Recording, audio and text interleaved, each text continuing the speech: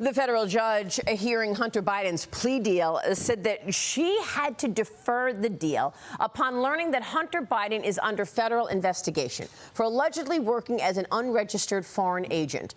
The prosecution and the defense taking a recess where they tried to revise a deal, specifying that Hunter would face no charges specifically linked to any tax, drug, or weapons violations, as opposed to everything and anything in terms of immunity. Judge Mary Ellen Noriega was still not convinced, accusing both sides of trying to rubber stamp the process. She then gave them 30 days to resubmit their language, to which Hunter issued a pro forma statement of not guilty ahead of the next hearing happening on August 25th. Joining me right now is constitutional attorney, member of the Supreme Court Bar, Mark Smith. Mark, great to have you this morning. Welcome. Thanks, Maria, for having me on. Tell me what you think happened yesterday and walk us through what you believe is next in this case. Yeah, now, for such a high-profile matter, I was surprised at what I considered the confusion that went on here, because really, at the end of the day, this should be a simple deal, right? The first thing is, what are the terms of the deal? Specifically, what is the scope of the immunity here? And the first question really out of the judge's mouth that spoke to this was, well, does this deal, Maria, cover all the federal potential charges against Hunter Biden? And the Department of Justice said, no, there's active investigations. And Hunter Biden's lawyer said, yes, it does. So right almost from the start of this, obviously there was not a deal. Then, of course, Judge Noriega says, well, is parts of this deal even legal? Meaning, do I, the judge, have the authority under the United States Constitution, no less, to sign off on this deal? And there really wasn't any kind of a great answer. In fact, the Department of Justice kind of indicated, well, we don't have any authority for this right now. We understand this is a little bit atypical. So really, the question of what is the deal and whether or not the judge had authority to sign off on this, these are major questions that I would have thought would have been resolved long before the hearing, but obviously they haven't been resolved. Yeah, it's pretty incredible to me that they went in here with one expectation, and it wasn't exactly what the judge expected. I mean, you've got the arrogance of them expecting immunity on everything and anything. I mean, do you think that's what they expected, that he was going to get immunity on anything, even if there was an active investigation underway about him being a foreign agent?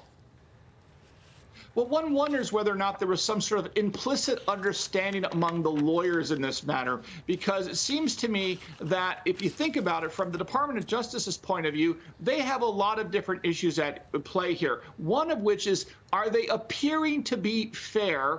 And also, you know, they're being investigated by the House, the Republicans in the House. And one of their arguments as to why they don't want to turn over information to the House seems to be, we have active investigations ongoing involving Hunter Biden, so we don't want to turn over information to you Republicans in the House. So it seems to me from that point of view, DOJ needs to say they have these active investigations. On the other hand, from Hunter Biden's point of view and the judge's point of view, well, if you have these active investigations, maybe there's no deal, because the notion of immunity, of course, Maria, is that you're basically closing the door on all these issues once and for all, and that doesn't appear to be happening as of the second.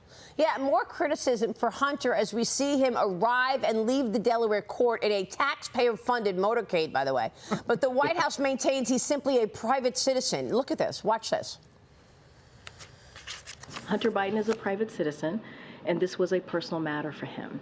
The president, the first lady, they love their son, and they support him as he continues to rebuild his life. This case was handled independently. Private citizen? How many private citizens get a motorcade like that?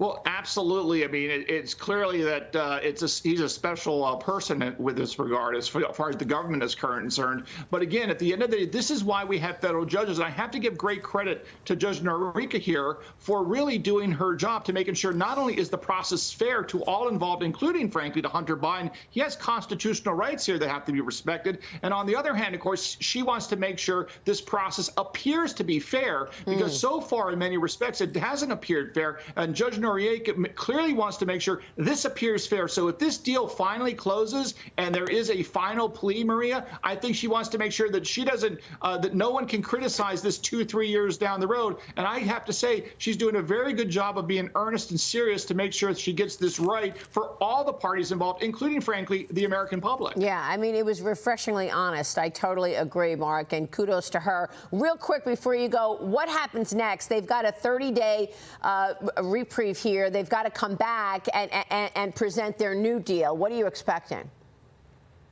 Well, I think right now they're sitting down at a table trying to figure out, again, what is the full scope of the immunity deal? Can they cut a deal that resolves these foreign business issues, whether or not there might have been violations in some respect dealing with those? And, of course, to make sure that they are confident they have legal authority on their side so that the judge can feel comfortable signing off on the deal. Because if she doesn't feel she can do it legally, she's not going to sign off. She specifically said she will not rubber stamp any plea agreement. She wants to make sure this is all done right, that the I's are dotted and the T's are crossed. I like it. Mark, good to see you. Thanks very much for weighing in on all of that.